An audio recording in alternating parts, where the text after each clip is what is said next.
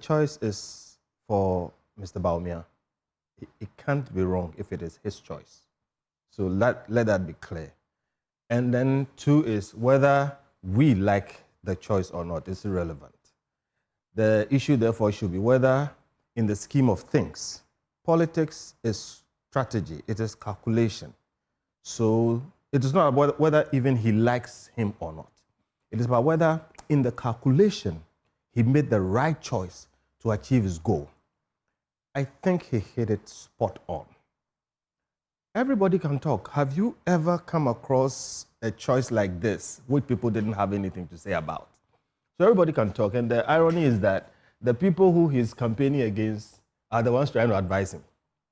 As in, they are saying, oh, this man is not good for you. You should have picked the other person. In other words, if you pick this man, then you are going to lose. So pick the other person so you can win against us.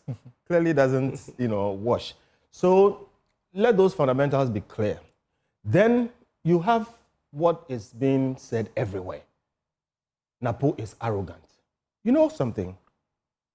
I think that's not so much a negative. If you have a person like NAPO who has been in the limelight, in the politics of Bantama and MPP, been at the forefront for decades, been in some of the most controversial ministries, education, recently energy, and when he is elevated to the highest political position he's ever occupied, all people have to say about him is that he's arrogant. Maybe you would see the positive I'm talking about. They why? Say more, but the arrogance tag That's resonates, the point. which I suppose you agree with me. Oh, no. Yeah. Hold on. Look, in Ghana, arrogance is a term of art. It does not mean what it means in the dictionary. In Ghana, arrogant also means too known. You heard that before? Yep. Those of us who work in think tanks, who do analysis, who talk on radio, we hear that every day. In Ghana, arrogant means you are articulate. You know how to string your thoughts. You know how to make an argument. That's what arrogant means. In Ghana, arrogant means you're assertive. It means you know what you want and you push for it and you insist on it. In Ghana, they'll call you arrogant, they'll call you too low. In Ghana, arrogant means you are analytical. Instead of saying, well, it is this, everybody says it is this, then you are saying, why should it be this? Why can't you consider this and this other option? Immediately you go into analysis, you are too known, you are arrogant. In Ghana, arrogant could even mean you are well organized. Your things are properly put, you are organized, you move steadfastly, you calculate. You are too known. You are arrogant. So in Ghana, arrogance means so many things. Then there's another thing about Ghana. And I'm Ghanaian, I haven't lived anywhere else. In Ghana, we excuse ignorance. Okay? What I mean is, we don't celebrate excellence as much as we excuse ignorance. Look, a lot of our comedy, okay, is built on exhibiting cluelessness. People mistaking things and then we laugh. We are very jocular, okay, about those things. And sometimes it tells you why we are where we are, why we have open drains, and why certain things that should not be are. We tolerate them. Elsewhere, the people you call the comedians are perhaps the most intelligent. Elsewhere, they are the sharpest, the smartest people are the people in comedy. Yeah. Over here, and look, I don't mean the comedians here are not smart. They're actually very smart too.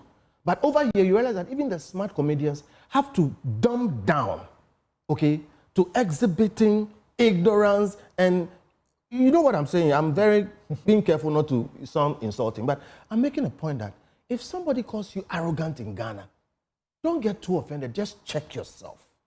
Just check yourself. So what we need to appreciate is that for a man like NAPO, the question should be not what you have against him, but who is your alternative? Politics is almost all the time a suboptimal choice. Right. Let me ask a follow-up question on how you have presented very beautifully the issue of arrogance from a certain dimension. And would you say that that attitude of describing a particular people as arrogant is not only with the man on the street, but even with the middle class, even with, call them the people in academia, even lawyers? Every one of us. Look, it runs through our society.